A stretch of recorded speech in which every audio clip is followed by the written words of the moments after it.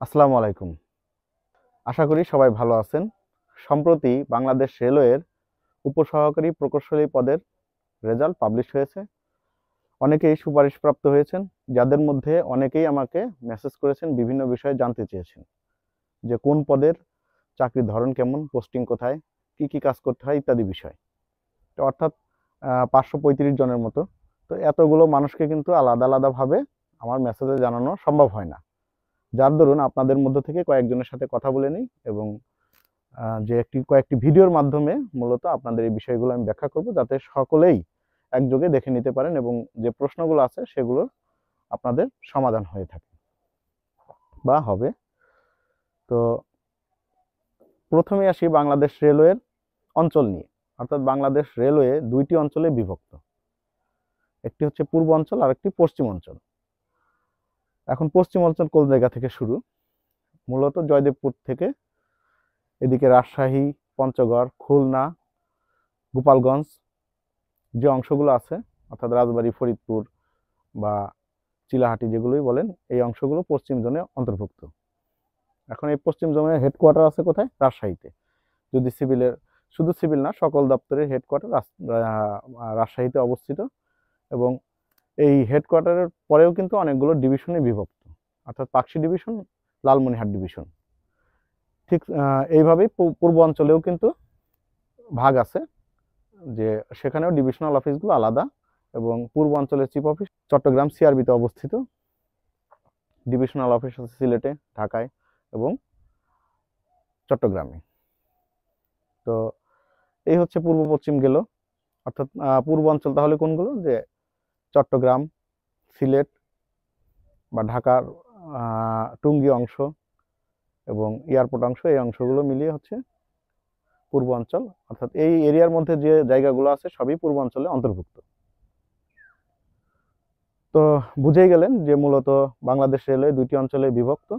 এখন এর মধ্যে থেকে যাদের যে অঞ্চলে যাওয়ার ইচ্ছা আছে, অবশ্যই যে চয়েস লিস্ট দিবেন সেখানে সেই বিষয়টি আপনারা উল্লেখ করে দিবেন যে আপনি পূর্বে চাকরি করতে চান না পশ্চিমে চাকরি করতে চান। এখন আসি পদের বিন্যাস সম্পর্কে। এই যে সার্কুলারটি হয়েছে, এখানে অনেকগুলো পদের একসাথে সার্কুলার হয়েছে। তো সবগুলো একসাথে আমি ব্যাখ্যা করতে পারবো না, যতগুলো একটি ভিডিওতে সম্ভব করব এবং পরবর্তী ভিডিওতে বাকিগুলো ব্যাখ্যা করব। তো আজকে মূলত ইঞ্জিনিয়ারিং ডিপার্টমেন্টের যে পদগুলো আছে সেই বিষয়গুলো নিয়ে আলোচনা করব। যেমন ইঞ্জিনিয়ারিং ডিপার্টমেন্টের পদগুলো SAE way, SAE works, SAE drawing, SAE estimator, SAE bridge, এই 5টি পদ নিয়ে আলোচনা করব। এবং পরবর্তী ভিডিওতে আমি স্টোর, সিগন্যাল এবং মেকানিক্যাল ইত্যাদি বিষয় নিয়ে আলোচনা করব। আশা করি আপনারা ভিডিওটি মনোযোগ সহকারে দেখবেন। ইঞ্জিনিয়ারিং ডিপার্টমেন্টের 5টি পদ নিয়ে আমি আলোচনা করব এস্টিমেটর এবং ড্রয়িং নিয়ে। অর্থাৎ ড্রয়িং এবং এস্টিমেটর পদ, এই পদ দুটি মূলত আমাদের ইঞ্জিনিয়ারিং ডিপার্টমেন্টের অফিসিয়াল জবের মধ্যেই পড়ে। অর্থাৎ যেখানে ডিভিশনাল ইঞ্জিনিয়ার স্যাররা বসেন এবং চিফ ইঞ্জিনিয়ার স্যাররা বসেন, সেখানে এই পদগুলো আছে এবং এই পদগুলো সেই অফিসগুলোর সাথে সংযুক্ত। এখন ড্রয়িংয়ের কাজ, ড্রয়িংয়ের কাজ হচ্ছে ফিল্ডে থেকে যে ড্রয়িংগুলো পাঠানো হয় সেইগুলো পরীক্ষা নিরীক্ষা করা, বা অর্থাৎ চেক করা। সেখানে যদি কোনো ভুল ত্রুটি থাকে বা সংশোধনের প্রয়োজন হয় সেগুলো তারা দেখে থাকেন এবং নতুন কোনো ড্রয়িং প্রদানের ক্ষেত্রে বা ড্রয়িং করার ক্ষেত্রে ড্রয়িং দপ্তর থেকে এই কাজটি করা হয়ে থাকে। এই হচ্ছে ড্রয়িং ডিপার্টমেন্টের কাজ। এবং এস্টিমেটরের কাজও প্রায় সেমই, যে পাশাপাশি বসেন তারা। অর্থাৎ ফিল্ডে থেকে যে এস্টিমেটগুলো যায় সেগুলো তারা নিরীক্ষা করে থাকে, কোনো ভুল ত্রুটি থাকলে সেগুলো নিরীক্ষা করে থাকে, অথবা কোনো নতুন এস্টিমেটের ক্ষেত্রে যদি কোনো কিছু সংযুক্তিকরণ প্রয়োজন হয় সেগুলো তারা করে থাকেন। তো অফিস ডেস্কের জবই বলা যায় এটাকে।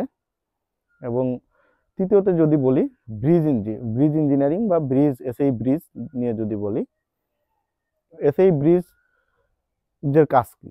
অর্থাৎ এই যে আমি ব্রিজে দাঁড়িয়ে আছি, এই ব্রিজের একটি গার্ডার আছে এবং এই গার্ডারের যে কাজ বা রিপেয়ার করা বা নতুন গার্ডার বসানো, অথবা কোনো স্টেশনের শেড নির্মাণ করা বা ওয়াটার হাইড্রেন্ট নির্মাণ করা, বা কোথাও পানি সাপ্লাইয়ের জন্য যদি ট্যাঙ্ক নির্মাণ করা প্রয়োজন হয়, সেই কাজগুলো ব্রিজ ডিপার্টমেন্ট দেখে থাকে।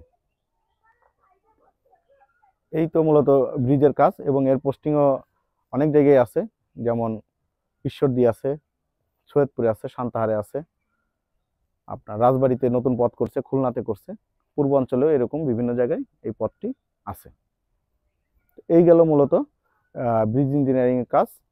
এখন চলে আসি পিওএ এবং ওয়ার্কসে। পিওএতে আমি নিজেই আছি। মূলত পিওএ এর কাজ কি? পিওএ এর কাজ হচ্ছে রেল ট্র্যাকের যাবতীয় কাজ, রক্ষণাবেক্ষণ, নতুন রেল ট্র্যাকে বসানোর কাজ, বা ব্রিজের স্লিপারকে মেনটেনেন্স করা বা নতুন স্লিপার বসানো, অর্থাৎ ট্রেন চলাচলের জন্য রেল লাইনকে ফিট রাখা বা নিরাপত্তা ব্যবস্থা বজায় রাখার জন্য যাবতীয় কাজকেই পিওএ কাজে হিসেবে গণ্য এবং করতে হয়। এখন যেহেতু আজকে একটি ফ্লাড আলোচনা করতেছি, তাই বিস্তারিত পিওএ কাজ সম্পর্কে আলোচনা করলাম না। এই বিষয়টি আলোচনা করতে গেলে একটি লম্বা সময় প্রয়োজন। এবং ওয়ার্কসের কাজ কি? অর্থাৎ ওয়ার্কসের কাজ হচ্ছে যে যত পূর্ত কাজ আছে, যেমন স্টেশন বিল্ডিং নির্মাণ করা, বাসা বাড়ি নির্মাণ করা, বা নতুন রেল লাইনে যখন এম্বার্কমেন্ট নির্মাণ করে সেই কাজগুলো, অর্থাৎ পূর্ত যে কাজগুলো আছে সেই কাজগুলো আমাদের ওয়ার্কসে যারা থাকবে তারা করে থাকবে। এবং পিওএ এবং ওয়ার্কস সবসময় পাশাপাশি কাজ করে থাকে, যেহেতু রেল ট্র্যাকের দুইটি পার্টে বিভক্ত। অর্থাৎ সাববেজের উপরের অংশ থেকে পিওএ যারা আছেন তারা কাজ করে থাকেন, এবং সাববেজের থেকে নিচের অংশে ওয়ার্কস যারা আছেন তারা কাজ করে থাকেন। তো এই ছিল ভাগ। আশা করি সকলে বুঝতে পারছেন, এবং বিস্তারিত পরবর্তী ভিডিওগুলোতে চেষ্টা করব আরও ইনডেপথে বলার জন্য। আর অনেকেই প্রশ্ন করবেন যে এসএই এবং এসএসসি এর মধ্যে পার্থক্য কি? এই শব্দটি বেশ কয়েকবার চলে আসছে। তো মূলত আপনারা যখন এসএই হিসেবে যোগদান করবেন, বা আমরা করেছিলাম, তার 3 বছর পরে, এর মধ্যে 2 বছর ট্রেনিং হবে, তার 3 বছর পরে প্রফেশনাল পিরিয়ডটি যখন শেষ হবে, তখন মূলত ইনচার্জ বা এসএসএই বা ঊর্ধ্বতন উপসহকারী প্রকৌশলী হিসেবে সুপারিশ করা হয়ে থাকে।